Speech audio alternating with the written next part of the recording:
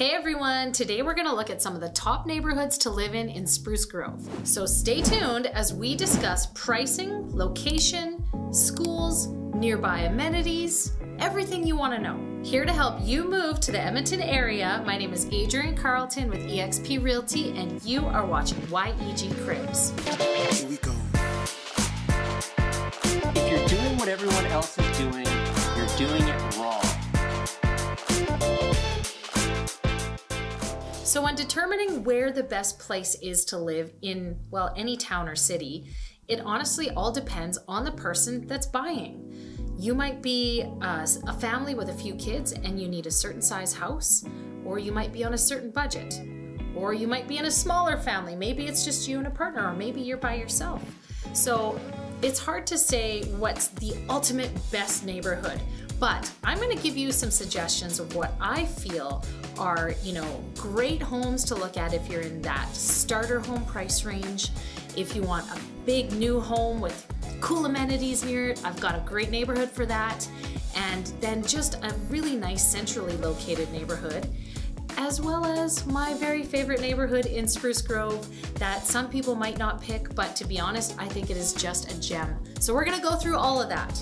Each neighborhood offers so many options, so stick around so we can see which neighborhood suits you and your situation most. All right, so here's what we're gonna hit on first. We're gonna call it Central Spruce Grove, but really it consists of two neighborhoods, Millgrove and Woodhaven. These neighborhoods are comprised of older homes on bigger lots, which, as you can imagine, as real estate progresses, it seems that the lots get smaller and the houses get taller. Back in the 70s when these houses were built, you've got the large lots with the nice bungalows on them or bi-levels, sometimes 2 stories. And if you snap one of those babies up and you renovate it, you've got some prime real estate. A lot of people I'm finding are going back to the bungalows and the bi-levels because they love the big lots, they love the big houses and the 2 floors instead of 3 floors in total when you have a 2-story. And you've got mature trees. There's a lot of aspects of these older neighborhoods that people just love. So if you're in a starter home price range, you're kind of getting one that's, around $300 to $350. It may or may not have a garage for that price. Usually around $350, you can get a decent little bungalow with a double garage, maybe a few updates in it. And, even moving up in these neighborhoods, you can get some higher priced real estate. And here's why I feel like these neighborhoods are so great is because you've got that good mix of starter home prices and then to higher priced homes, $450, $500 backing onto the forest. So the forest is what really makes Central Spruce Grove, Woodhaven, Millgrove, those 2 neighborhoods, it makes it just really special. Because these neighborhoods were developed when Spruce Grove was first being built, they're older, and then the city was built out from the center. You've got the newer homes on the outer edges, but on the inner part of the city, you've got these older neighborhoods, and the forest is in the middle of Spruce Grove. It's got this amazing grove tree forest with tons of trails. Some of these houses in these neighborhoods actually back onto that forest, and you've got direct access into the trails. And the trails are super cool. You can go jogging, you can go, walk your dog, take your kids for a walk throughout the trail system. You can make stops along the way where there'll be a playground or there will be an off-leash area, and it actually bridges out and connects with about 40 kilometers of trail system in Spruce Grove.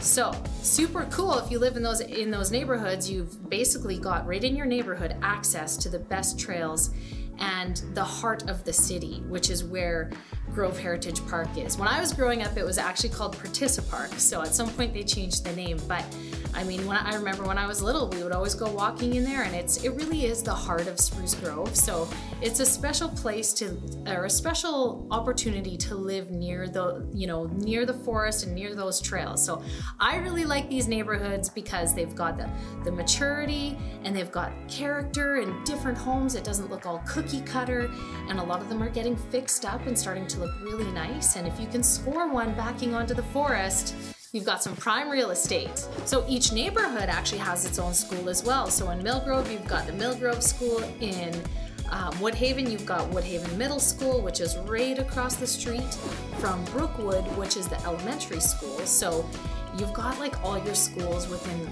literally a 2-minute drive. So it's a really quick drive if you have to drive, or you'll be zoned for busing.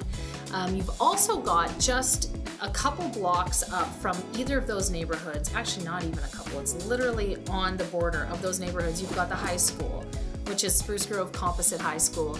It's a great school. It's got tons of options if you want to learn hairdressing, if you want to be in shop class and learn mechanics. Like, it's got an overabundance of great options. In terms of amenities, I mean, when you're living in the center of the city, you're kind of close to everything. But I will say this, that you're just very close to McLeod Ave, which has a ton of businesses. And then there's the highway, you know, as you drive down the highway, there's businesses all along the highway. So you're quite close to those as well. Okay, so let's talk about our next neighborhood, McLaughlin. Now, McLaughlin doesn't have any sort of special house in it or anything that makes it better than the other ones. McLaughlin is all about location. You can literally walk from anywhere in McLaughlin down to, I'd say, the best shopping area in Spruce Grove, because there's Starbucks in it. You've got Superstore. I'm a big Superstore fan. Not that I would ever walk there and bring my groceries back, but just the idea that you could if you wanted to. Some people don't drive, so maybe it's valuable to be able to be walking distance to some of those amenities. Another main amenity that it is by is the Tri-Leisure Center. So the Tri-Leisure Center is Spruce Grove's place to be for families. You've got your gym, you've got your swimming pool, skating rinks, there's a walking track upstairs, there's childcare in there. It's just a hub of, you know, physical activity.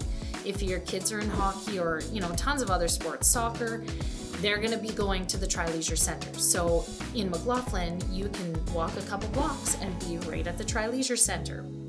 So that, in my opinion, is super cool. You are also conveniently backing on, again, to the forest. So just like we talked about earlier, you've got the central city and you've got the forest that it's connected to. On the other side, building out on the other side of the forest, kind of starts with McLaughlin, formed around it. And so you can connect into Grove Heritage Park again through the walking trails that are in McLaughlin. Super cool options. So you've got nature and, you know, the forest, and you've got big new houses. So if you're not like, I don't really want to be in an older house, I just like the new vibe, McLaughlin is your jam. All new houses. There's actually, you know, a new area in McLaughlin being built out with tons of walkouts and just really big, nice houses. So this is a good centrally located newer neighborhood, which you usually don't see in cities. Usually the city builds out from the middle, but somehow land became available at a later time in the middle of the city, and you've got McLaughlin. So there you go, it's kind of cool. So for schools, you are zoned for Copperhaven School, which is a K-9. If you are gonna forget all these schools I'm mentioning, I'm gonna drop a link that will take you straight to the map of Spruce Grove so you can see which schools are zoned for which area. In terms of pricing, you've got, again, a really good range. And I find that the newer neighborhoods now, this is what they're doing. They're building a good range of different prices so that everyone can afford to live there. So you've got your townhomes, you've even got some condo buildings, you've got your duplexes, single family homes, larger single family homes, and they kind of go all the way from $320-ish all the way up to probably $650, $700. If you want to see more content like this about the Edmonton area and the surrounding places to live, feel free to subscribe, and don't forget to hit the like button and even send it to a friend. If you know someone that's looking to possibly move to this area, I would love to connect with them, so feel free to share this with a friend. Thank you so much for watching, and we'll see you next time.